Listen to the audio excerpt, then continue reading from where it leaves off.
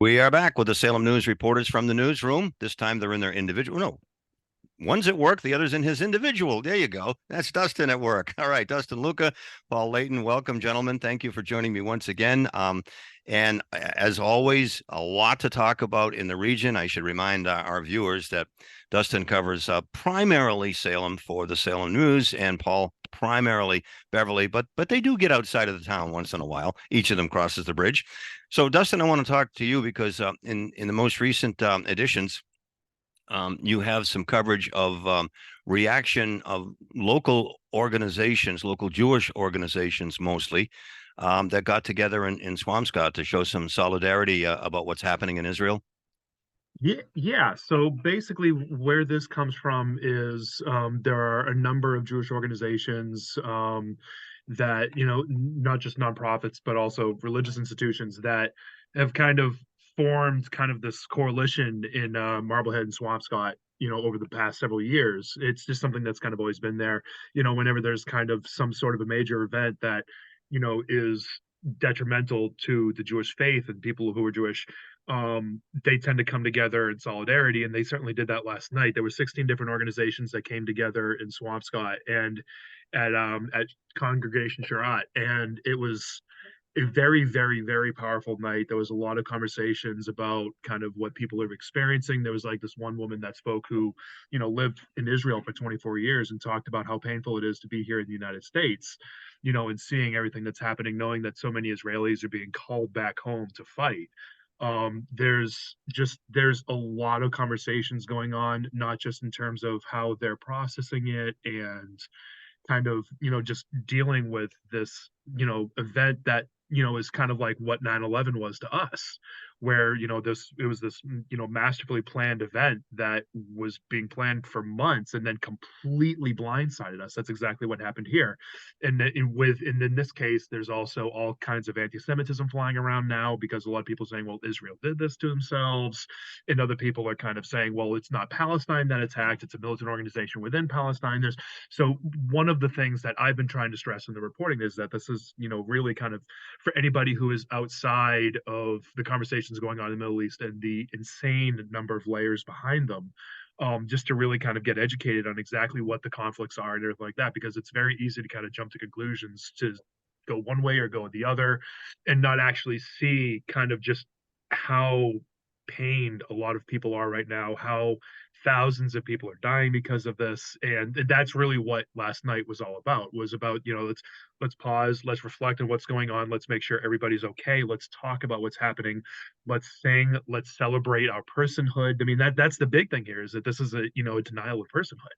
So, and that's kind of what all of this gets down to. Sorry to kind of dive off in a conversation about this, but it's been, especially where everybody was so shocked by what happened on Saturday, which is when the initial attack started to take place.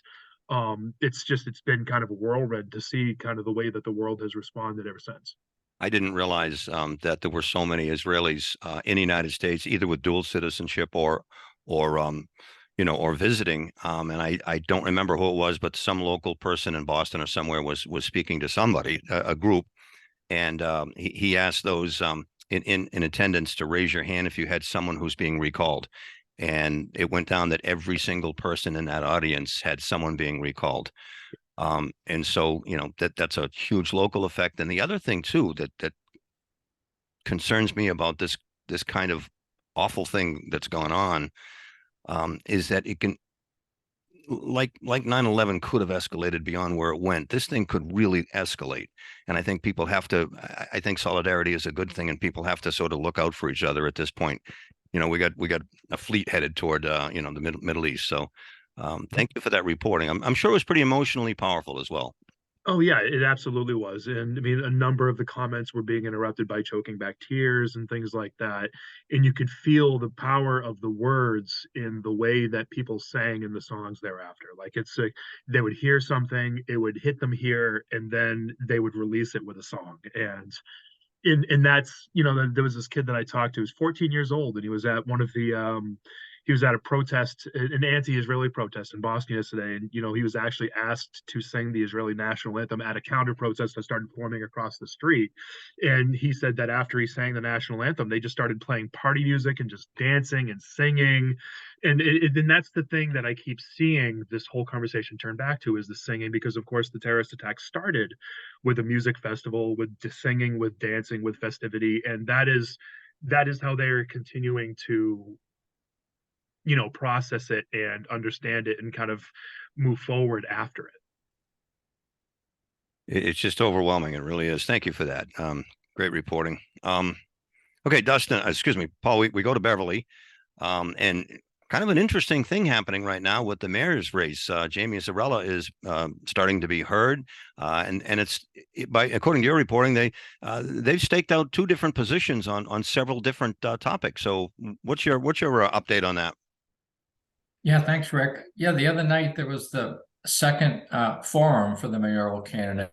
So this is Mike Cahill. He's been the mayor for 10 years. Jamie Zarella is the owner and operator of Big Jim's Auto Body in Beverly. He's never run for a political office before. He's running for mayor. And so the second forum was held at the Ayers outside school. There were about 100 people. They filled the cafeteria. So it was a really good turnout, which was good to see, because as I've been reporting, there's the turnouts for the Beverly elections in recent years have been really low. I think that's often the case in other cities and towns too, but 16% of the voting electorate turned out a couple of weeks ago for the preliminary election. So it's good to see the turnout. And but in this forum, there was one last week too, where Zarella more or less read his answers from a piece of paper. The candidates were given the questions in advance. This time he seemed more comfortable, and it's understandable. He's never done this before. As I said, he's a first-time candidate. He's not a politician,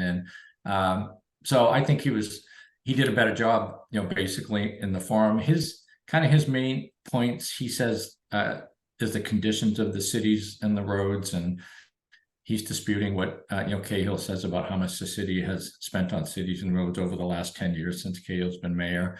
And he points out some other financial decisions that the city has made under Cahill, including selling the former Briscoe Middle School building, which is being turned into affordable housing for seniors. And also the city recently bought and took by eminent domain they call it the Family Dollar parcel right in downtown Beverly and Cabot Street. And they're going to eventually they did that to preserve the parking behind the lot. So anyway, the two candidates laid out, it gave voters a good chance to see where they disagree on issues. I mean, it's going to be an uphill battle for Zarella. Cahill has been the mayor for 10 years. He was the state rep for 10 years. Before that, he was the city council president. He won a lot of elections.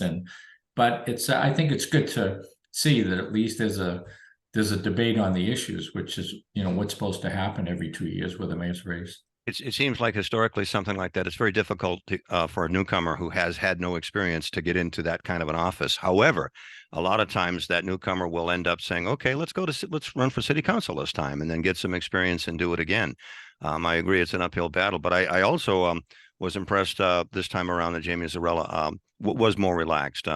He must have been nervous the first time, but then we'll talk about this later on, but Mike Cahill has been around for a while, and I know that one of the things they disagree on is the limit of the mayoral term, and we'll talk about that later. But historically, Paul, do you know of anybody who's ever just walked in cold into the mayor's office with no municipal experience? No, that's a good question. Well, the closest parallel to that is I don't know, was it 20 years ago now, a guy named Tom Crean won, right? How Bill Scanlon was mayor of Beverly for 20 years. He was upset. Tom Crean beat Scanlon, and Crean had been an alderman, a city council that they called alderman back then for, I think, 2 years of ward alderman, but he wasn't, and he had been out of office for a long time. So he did have a little bit of experience, but was basically unknown. And it was really a huge upset where he beat Scanlon. Scanlon came back 2 years later and beat him and continued on for another 10 years. But that's the closest parallel I can think of. Very interesting. Very interesting. Okay, we go back to Salem. I just have one word for you, Dustin. Haunted happenings. That's 2 words. You know Well, what? We reporters, we can't count. I mean, that's why they say that's why I always ask people to do the math for me. okay. But yeah, no. So Haunted Happenings is going absolutely nuts right now, and it's tough to tell whether it's bigger than the last couple of years, specifically last year, or if it's kind of in the same territory, maybe a little lower. We're going to start getting the data, I think, either today or tomorrow for how big. Actually, we might even have it by now. It's Thursday. I also, in addition to not knowing math, we also don't know time. Um, but yeah, so it was a really big weekend this past weekend, and it was it was the holiday weekend, Indigenous People Days, Columbus Day. The big thing that happened though that I keep seeing stories on over and over and over again was the cancellation of the Halloween trains. So before the weekend, city leaders, specifically the mayor and police chief, and then also the CEO of Keolis, got together and basically said, "Don't drive to Salem. You know, it's 80,000 people come to the city. There's only 4,000 parking spaces, so that the math does not work. You know, you don't need a reporter to tell you that one." And then I guess Keolis had an issue with having enough train conductors, and they had to cancel some of the trains. So, sorry, excuse me, midway into Sunday, which is the second of the 3 days of the biggest weekend of the year, generally for Halloween, the MBTA made an announcement saying that extra Halloween trains are going to be canceled, which even though Keolis had just said that there were going to be extra Halloween trains. And it was funny because everybody saw that and went, "Oh my God, they canceled all the trains. It's going to be like abandoned people everywhere."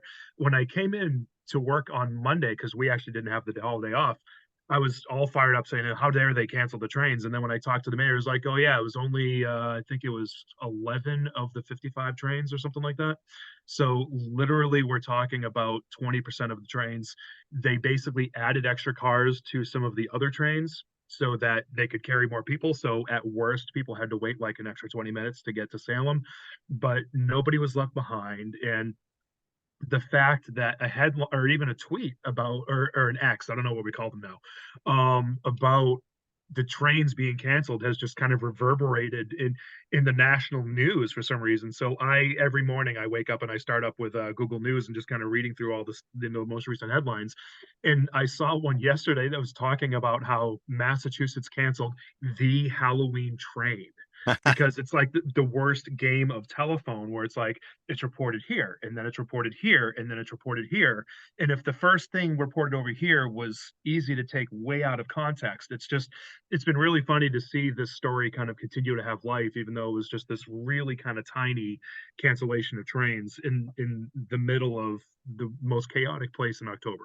The Halloween train. Well, plus these were extra trains. They didn't it didn't affect regular service. These were extra trains, and I didn't know that they'd added cars, and so it really as you said, 20-minute wait, big deal. Yeah, basically that's the thing. And because when you hear them canceling trains, you're kind of like, "Oh my God!" So people were stranded in Salem, or they were stranded at North. So I got like a frog in my throat now. Went down the wrong pipe. But basically at North Station, there was nobody left behind. Everybody had a way to get to the city. Everybody had a way to get home, away from the city, if that's what they were trying to do. So it wasn't the chaos that I think a lot of people initially inferred, even though that's the story that continues to unfold even today. I do have a question. I don't know if you know the answer to, but those movie stars who came from what was it, the movie? Focus Pocus, Yeah, how did that work out? that's next weekend. Oh, okay, all right. So I'll ask you Yeah. next time then. Yep. Okay, all right. Paul, any haunted happenings traffic in Beverly? I don't really see a ton, but I think that's a good question. You're giving me a good idea for stories, Rick. For instance, does business at the restaurants in Beverly increase around this time of year? I would assume. So it's funny because I actually went to the Haunted Happenings parade with my daughter the other night, and we drove over the bridge and just took a left up Bridge Street and parked by Collins Cove. This is 15 minutes before. I mean, the parade had already started, and there's almost like no cars. You take a left, park in Collins Cove. We found a spot. We walk up to Salem Common, and of course the place is packed. And But I guess the point I'm making is if you're coming from Beverly and you're willing to walk a little bit, you can just zip over and take, and find a spot. And I've done that before. I've dropped off either my wife or daughter or somebody who's going to something, and you can zip in and out from Beverly. Of course, if you're trying to get from Beverly to downtown Salem or to Marblehead or Swampscott or the other side, yeah, you're going to run into all that problems. But Always fun trying to get to the station. Yeah. All right, I want to go back, Paul, to politics for a second here. One of the things that the mayoral candidates disagreed on was the length of term for mayor in Beverly. Right now, it's a 2-year term, if I have that right. And yes, Jamie Zarella is in favor of the 2-year, and Mike Cahill prefers a 4-year. What's the deal on ballot questions now coming up? Yeah, there are going to be 3 questions on the ballot for Beverly voters on November 7th. This hasn't happened in years. This has to do with changing the city charter, and it needs to go this ballot question process. But I think the most important question is whether Beverly should change from the current 2-year mayoral term to a 4-year term, which a lot of communities have done or already have a 4-year term like they do in Salem. And the arguments are that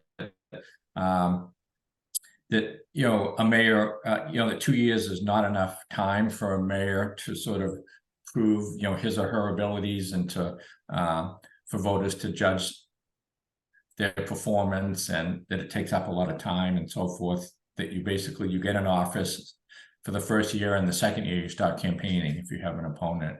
And others, including Jamie Zarella, said, hey, the voters can decide every 2 years if they think you're doing good job, they'll put you back in office. So anyway, that's one of the questions on the ballot. The other one is whether to expand the school committee by 2 more seats, from 9 to 11. And then there's a question not quite as big about whether if a city councilor moves during his or her term to another ward, can they finish out their term? This happened because John Frates a few years ago was the Ward 6 councilor. He actually moved across town, and they had to hold a special election. Not a special election. The city council actually had to appoint somebody to succeed him because he moved across town. And the theory as well, the person could still represent their ward even if they moved out of the ward for the remainder of the term. Yeah. So it's going to be interesting and see how people react to these 3 questions. Well, I know in Gloucester there was a little brouhaha over an at-large councilor who basically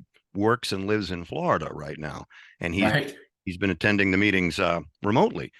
So yeah, it's a good question, I think, for people to consider one way or the other, whatever your favor is. All right, well, thank you for that. Now, a couple of more things I guess we can discuss here. Dustin, you mentioned in our pregame warm-up something going on with the Conservation Commission. Yeah, so this is just to kind of put things on people's radar, because they're going to start hearing a lot from the Conservation Commission in Salem over the next couple of months. There was a recent disruption to the offshore wind project, where the Conservation Commission was basically put in a really, really hard position where they were basically told to vote on the project. And then eventually that led to them denying the project.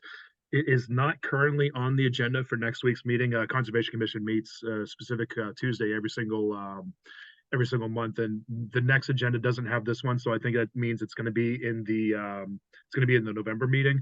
But the other thing that's going to be coming up, and this is something that I've been working on a lot over the last couple of months, is this focus on a property on Highland Avenue that was previously being targeted for development by this developer called Overlook Acres. And this has kind of been a very big story previously in Salem back in the 70s, when it was filled in with what's known these days as auto fluff, kind of like shredded automobile residue, I think is what it's also referred to as. And I don't yet know exactly what happened, but it looks like it may have fallen off the city's radar in the 80s. And then when Overlook was trying to redevelop it, they found all the contamination. Now the DEP is investigating. So you're going to have an update at the next meeting from the city solicitor talking about kind of the 2 different filings that have been created by the DEP and all of the work that is now underway to kind of resurrect what took place in the 1970s. I didn't realize you had to do so much historical digging on this stuff and research. That's pretty amazing. Yeah, and this is one that's been kind of going for a while. What was interesting about it was that Overlook basically they were what this boils down to, they got all the permits, they signed just about everything they needed to sign, and they were doing some really deep borings in the dirt to basically say, okay, we're going to start building foundations soon. What are we building the foundations on? Do we need to do a little more shoring up here because there's maybe a little more clay than there is soil or something like that? These are important details. And what they found instead was this black material that smelled like rubber. And they were like, hold on, what is this? They ended up conducting a couple of studies that went deeper throughout the entire property, saw how big this thing was, which is actually close to the size of a football field. Football field is 150 feet wide, 300 feet long, and this one misses the length by about 50 feet. It's 250 by 150 feet. And when they commissioned the reports, they figured out how big that was because it was private property, because they're dealing with now lost assets, because they sunk $1.2 million into developing something that's never going to get built now. They basically made the reports confidential because they need to protect their own interests. And this past summer, the DEP finally got hold of the reports, and now they're going public. So that's what's causing all of this to now kind of bubble up over the last couple of months. So Sounds similar to your research, Paul, on the variant thing. Got to dig deep. Yeah, no, Dustin's been doing a lot of work on that. I'm looking forward to these stories that are coming out. So are we. And speaking of history and research, a very famous family in Hamilton lost a matriarch recently that you wrote about. Yeah, Joanne Patton died on September 24th. She was 92 years old. She's was known as the daughter-in-law of the General Patton from World War II fame, George C. Scott in the movie, and she was married to a General Patton, the World War II general's son, who was a military man in his own right and served in the Vietnam War. And Joanne Patton's father and grandfathers were also in the military, so it was quite a story. I did a story on her years ago. I went over. They lived on what they call the Patton Homestead.